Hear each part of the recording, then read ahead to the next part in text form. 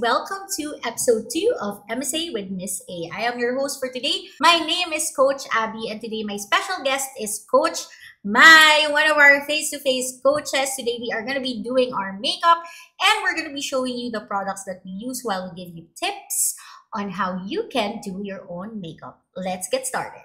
So we already did our skincare. The first thing that we're going to show you is our primers. Ang choice ko for primer today ay ito from Teviant. Ako from Elana. Ayan. Uy, parehong local brand. Yes. Oo.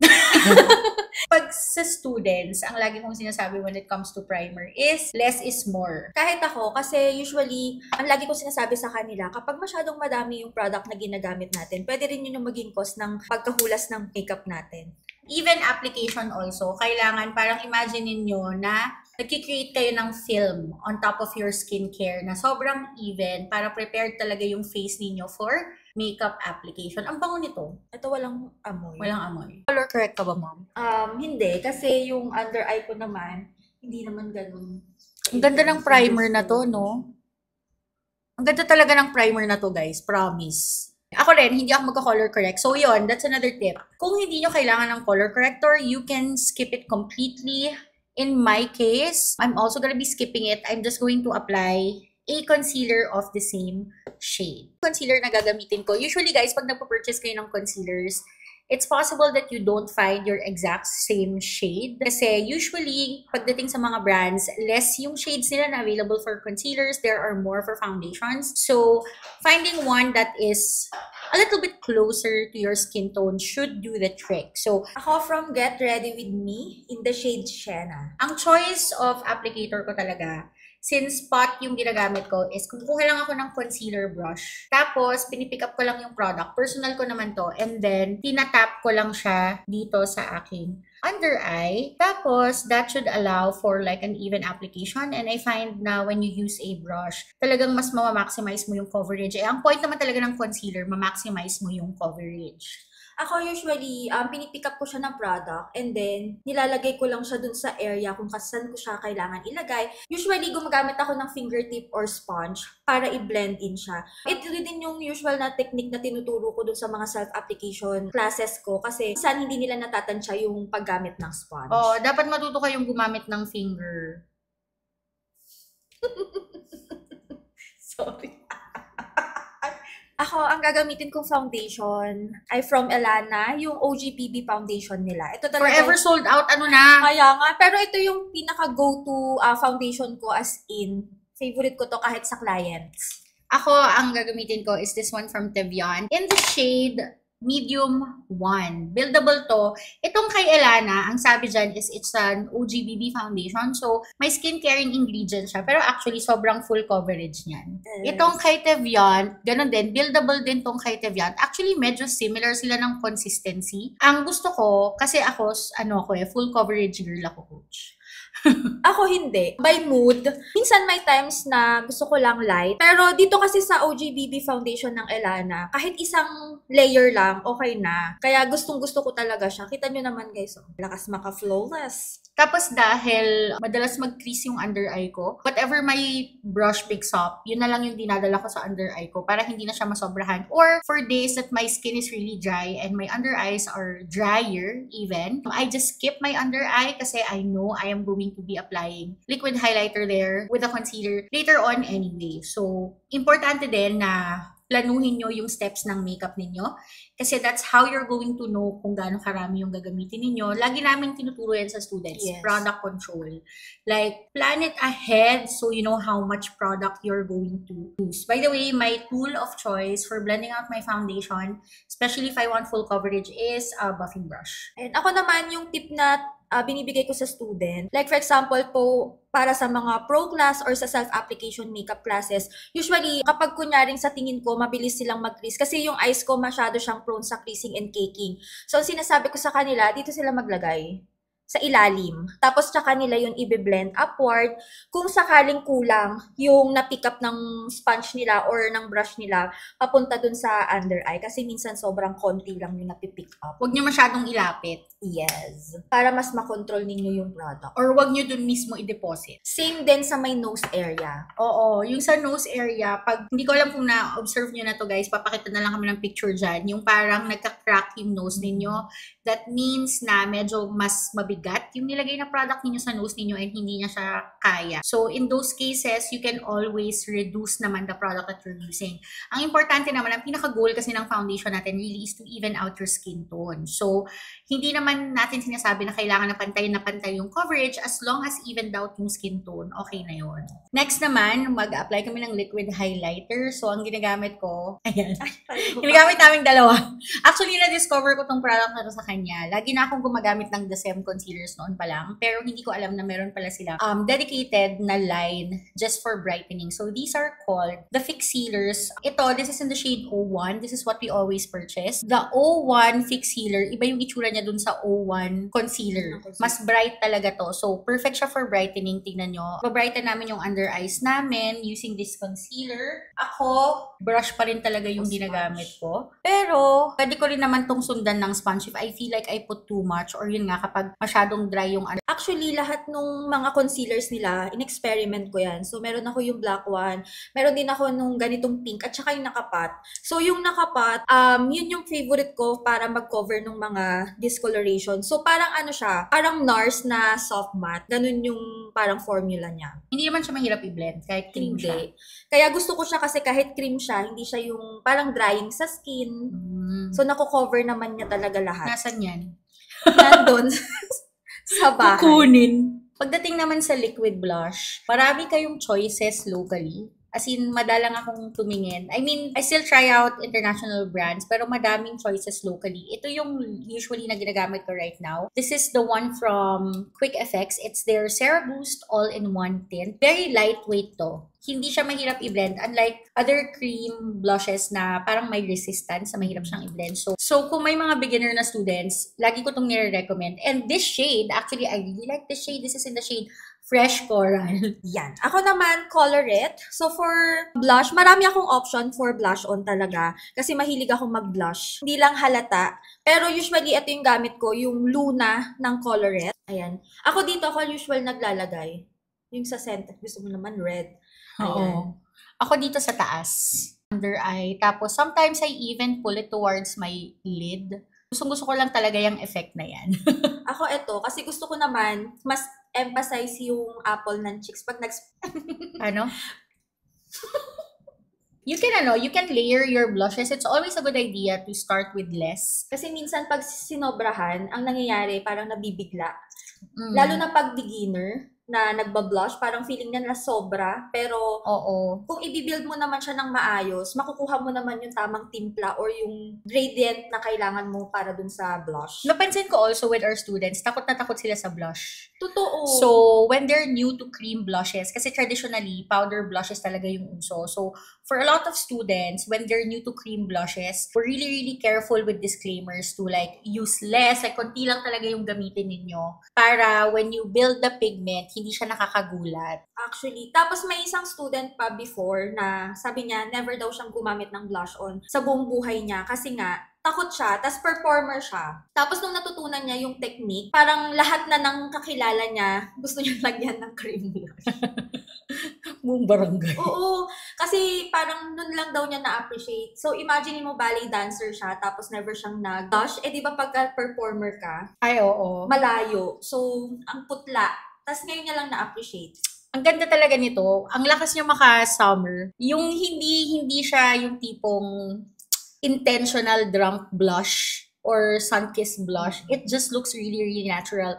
At least on my skin tone. So, ayun guys, even if it looks good on us, and even if this is our preference, feel free pa rin to experiment with the blushes that you use. So, next, we are going to set our faces with powder. Siyempre, kailangan yung i-lock yung inyong wet base. Wet base. Ang gagamitin ko ay Elana. Yan, this Stay Wet Poreless Powder from Elana. Sobrang gamit na gamit to dito sa studio. Pag naghanap ka ng powder, lahat ng sulok dito may ganito. Yes. Ito yung, actually, ito naman na-discover ko sa kanya kasi nung una, hindi ko siya masyadong iniintindi. Kasi sobrang cakey, nagki-cake talaga, tsaka nagki-crease yung under eye ko. Tapos, nagsasalamin ako, nag-eyeglasses ako. So, yung dito sa area ng nose area, cake siya. Oo nga, lagi itong pinapadala ng Elana sa amin, tapos di nila pinapansin. Tapos one day, sabi ko, pati nyo ginagamit yung Elana na powder? Yun. Tapos, pupunta ako ng DFA para report. Ayun, ang nangyari, ito yung ginamit ko. Sabi ko, itatry ko siya. Pero, grabe. Magmula noon, hindi na talaga ako umalis sa Elana ng Stay Matte Poreless Powder. Maganda talaga to guys, promise. No BS. Yes. I-try nyo. Kung hindi nyo pa ito natatry, feeling ko it doesn't get the attention that it deserves. Like, locally, alam ko marami ring okay na powder, pero sobrang ganda nito. Pinong-pino siya, tapos mabigat sa face. Yeah. And for a lot of people here in the Philippines, dahil napaka-humid nga ng bansa natin, diba? Tas kung commuter ka, gano'n, naghahanap ka ng powder na maganda, siguro ang magiging downside lang nito is naka-loose form siya. So, mahirap siyang dalhin for retouches, pero I can let that pass kasi maganda talaga to guys, as a translucent powder and as someone who has dry skin ha. Kasi dry yung skin ko hindi niya na-emphasize yung dryness ng skin ko, hindi nagmumukhang patchy or dry yung skin ko. Pero aminin ko, magamit pa rin talaga ako ng setting spray. Setting spray girly talaga ako So, after ko mag-powder, nagsisetting spray pa rin talaga ako. Ako naman, oily yung skin ko. Kasi alam mo naman yan, di ba? Sobrang oily ng skin. Tapos, talaga yung isa sa favorite kong powder. Kasi nga, ayun, nasiset yun ng maayos. Tapos, matagal talaga yung nagiging effect niya sa akin. Unlike dun sa mga ibang powder na nagamit ko before. Ayan no, ganda. Promise? Yes! Ayan, kita mo ang blur na agad ng under eye. Ayan, ako naman, ay, may nagsisetting spray sa likod. Sabi ko sa inyo Sabi ko magkikilay na kami, nag-setting spray siya. Sabihin mo lang kung gusto mo din, hindi naman ako madamon. Gusto ko kasi, Charlotte. Isang spray lang Tapos in-spray. Ayan guys, ako naman for kilay. Dati ang go-to kilay product ko ay pomade. Pero kasi, nung nalaman ko, etong powder, ito na yung usual na ginagamit ko ngayon. Kasi nga, yung kilay ko, sobrang maraming kalbo na area. Meron akong buhok dito sa may ibabaw. Pero yung ilalim na part ng kilay ko kasi, wala masyado. Kaya nahihirapan akong magkilay. Tapos hindi rin ako pwede sa feathery brows kasi yung kilay ko napakapasaway. Diba, coach? Ako sa 35 pesos na lightness hair wax. Mag-ano ako, gusto kong mag-feathery brows today kasi ang balita ko, pinadala to sa amin ng Get Ready With Me Cosmetics, hindi ko pa rin nasusubukan. Maganda daw yung kanilang brow pen. So, itatry ko to today. Ang challenge lagi dito is, kapag gumamit ka ng brow gel, maraming brow pens na nagsa-slide off, diba? Ang hirap nilang gamitin on top of brow gel. So, susubukan natin yan. Anyway. Pero na-try ko naman yung Get Ready With Me. Okay naman siya. Mas nakokontrol ko yung product niya. Lalo sa iba? Yes, oo. Magkano to? Hindi ko lang sure kung magkano. Ilalagay na lang ng mag-edit dyan. Yan. Ting! Oh, may sound effects ka na, girl. Yes. Hindi mo na kailangan mag-sound effects. In my case, hindi na ako nagbabackcomb kasi madali namang masunurin yung kilay ko Yung kay Coach Mai, pasaway yung kilay niya. As in, kahit anong ilagay namin, minsan ang gumagana lang sa kilay niya is Lash Blue, Nipo Lash, or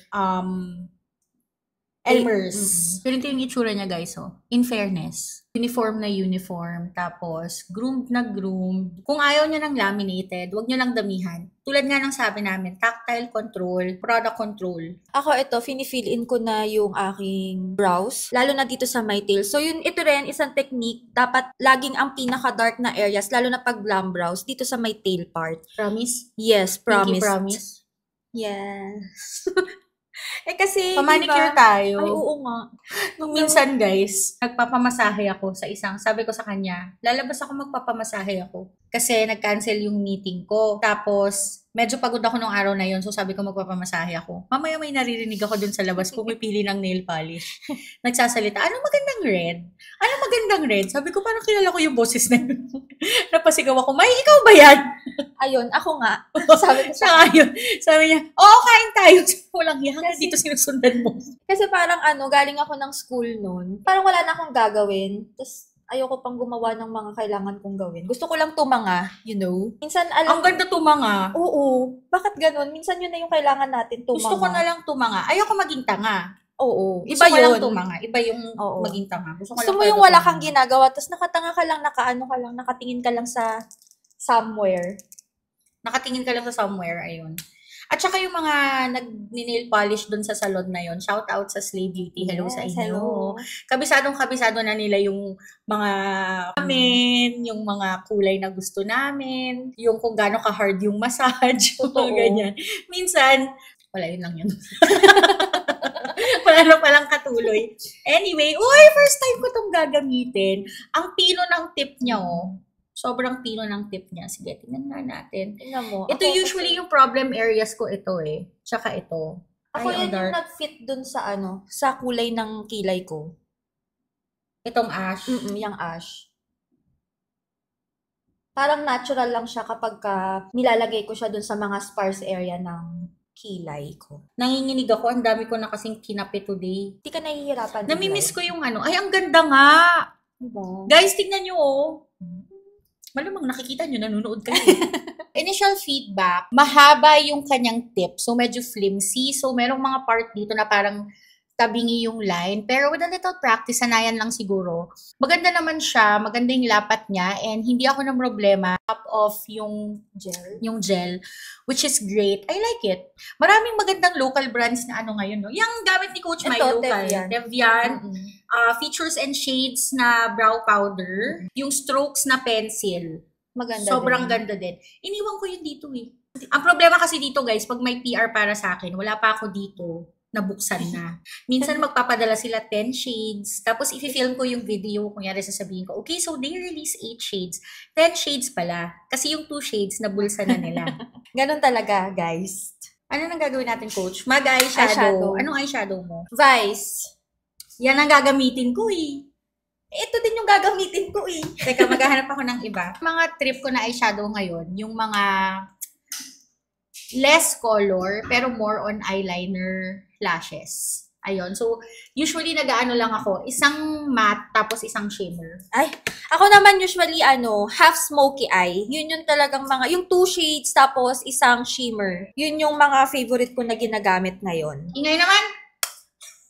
Ang daming tao. Sino yun?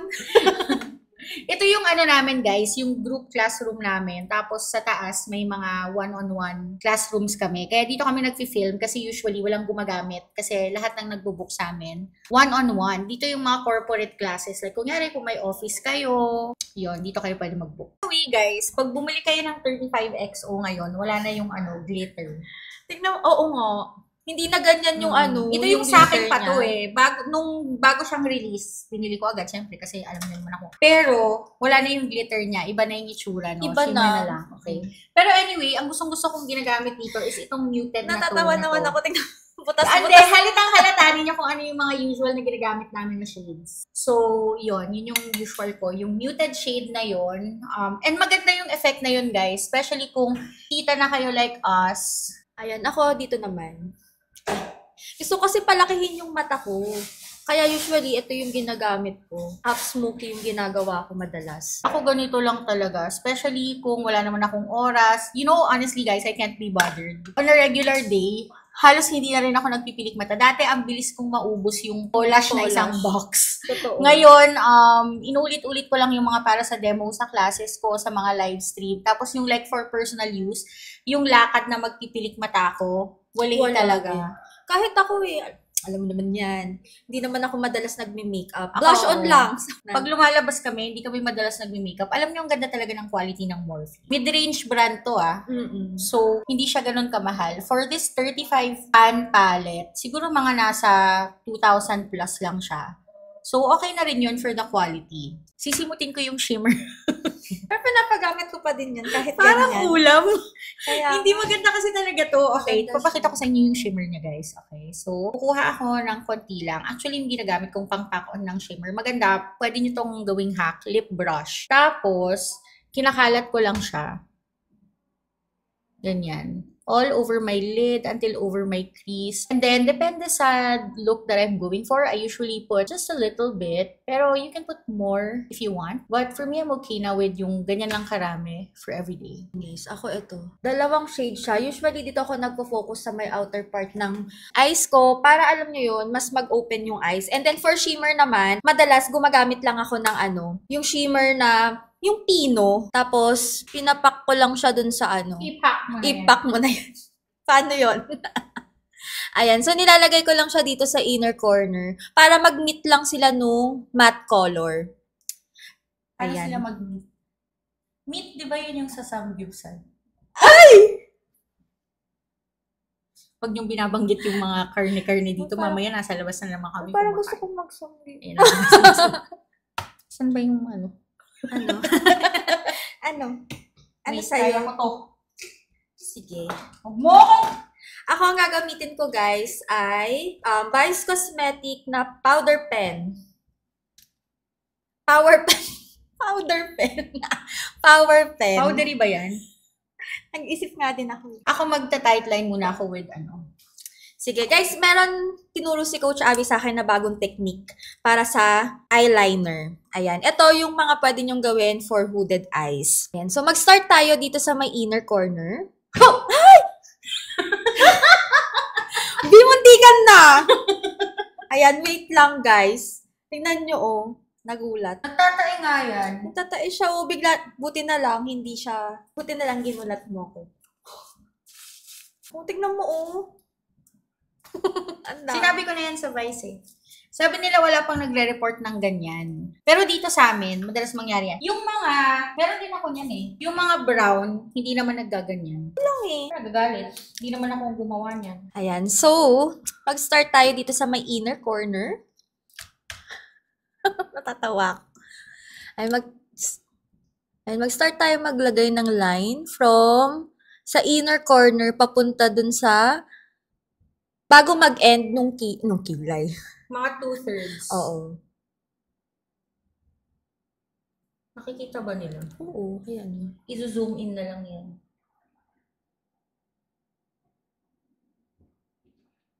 Ayan. So, dito ako nag-stop. Itong area na to, dito ako mag-stop. Tapos, dahan-dahan natin siyang ilaline pataas. Siyempre. Ayan, okay? Okay, Coach! Napapagod ako sa ginagawa. Ala! Pakahaba naman. Ayan. So, tignan nyo. May space siya dun sa may ilalim. Tapos, pwede natin siyang i-close dito sa may ilalim na part. Close. Ayan. Tignan nyo. Santa Claus? Ang pakahaba ng eyeliner ko. Ganito yan, no? Ako naman yung diretso siya dito sa taas. Yes. Ko din yung akin.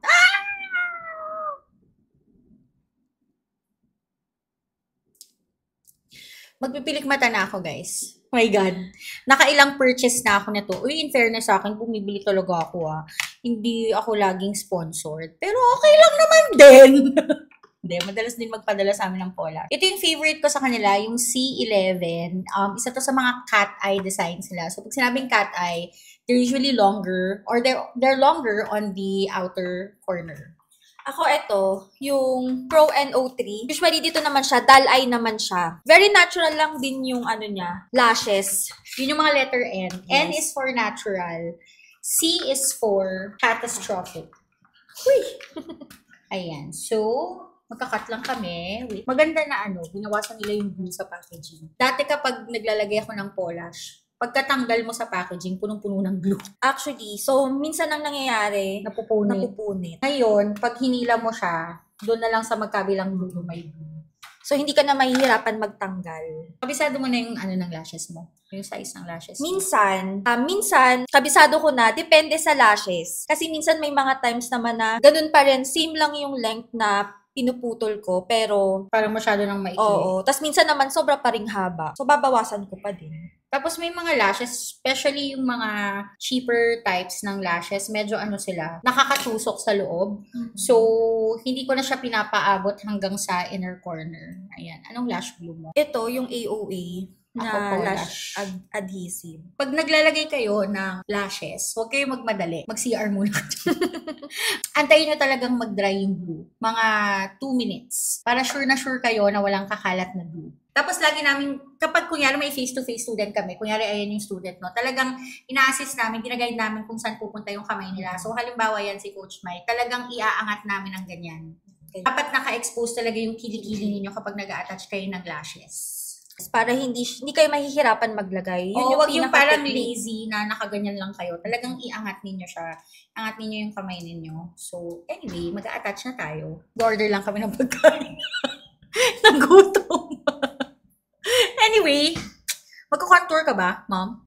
Bronzer. Ako magko-contour ako. Ang gagamitin ko is itong kay Charlotte Tilbury. Alam nyo, hindi ko to masyadong nagagamit sa live stream kasi iniiwan ko siya dito sa studio. Pero maganda siya. Ang problema ko lang is yung highlighter shade niya. Hindi ko bet. Pero yung contour maganda. Papakita ko sa inyo. So, ganito yung itsura niya, guys.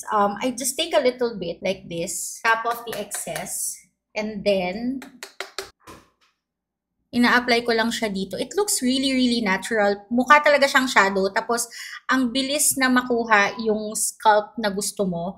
And hindi siya yung super duper heavy na contour. I really like it. It looks like it's part of your skin. I also use the same thing for my nose. For yung lower lip ko din. Luto na to, diba? Pag dumating. Di, huwag ka mag-order ng 1 kilong giniling dyan sa Grab, ha? Para nilulutuin. Luto na yan. Patula si ate, sabi niya naman, may steamer naman dito. Ako naman guys, gagamit ako bronzer. Hindi kasi ako into contour. Kaya mas gusto ko very natural lang yung effect niya sa akin. Ayan. So, dito lang ako naglalagay. Malapit na malapit dun sa hairline. And then, biniblend ko lang siya. Para medyo may warm dun sa ating perimeter. Ay, grabe naman yung contour. Ang layo mo kasi. Grabe naman. Wait!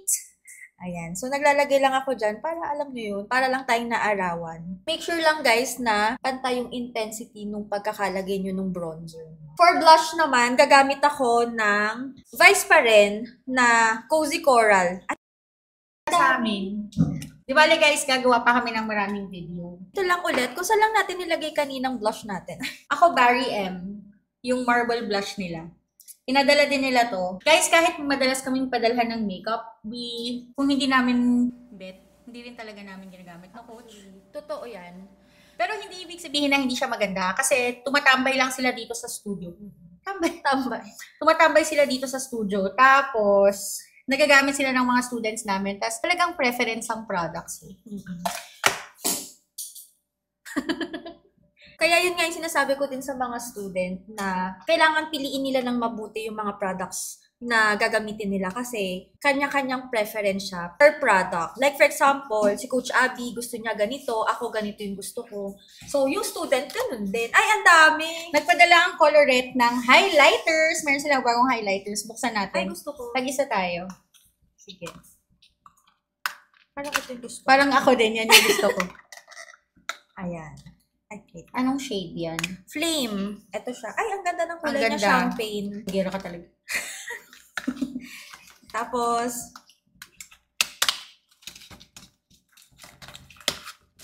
ito yung isa, in the shade Parfly. Ito yung snowflake. Hindi sila magkakapareho. Gusto ko rin yung flame. Sige, yung flame na lang gamitin natin. Okay. So, we're gonna use a flame. I-swatch muna natin siya. Ito yung flame. Ay? Ano ba? Excited. Oh, ito. Ay. Ang ganda. Siyempre sa'yo. Sige, akin na lang tong Firefly. Gusto mo yung in-assume niya na meron siya? Oo. Ito na lang. Thank you, Nina! Ay. Ayan.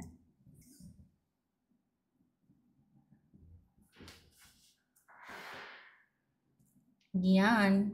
Hindi siya sabog. Oo. Ano lang siya, parang basa. Yes, hindi siya mahirap i-glide. Hindi siya bubuo. Yes. Uy, ay, gusto ko to. Try ko siya sa inner corner ng eyes ko. Look guys, oh, it's not hindi siya nag-disintegrate. So, hindi siya makalat. Pero, it's buildable. Like, if you want super duper highlight, you're gonna need to kind of layer it. Ayan o. Tingnan mo o. Para siyang muta. Anong lipstick mo? Yun nga iniisip ko eh. Ako usual, liner gloss. Ay, nasan yung mga Get Ready With Me? Ay, nandito. Kala ko This is in the shade Rayers. So, pigmented siya. The one from Get Ready With Me Cosmetics. Yan. A perfect pang lip contour. Lip contour yung pangalan ng product na to, di ba? Oo nga, lip contour nga. It's a retractable. Tapos, I kinda like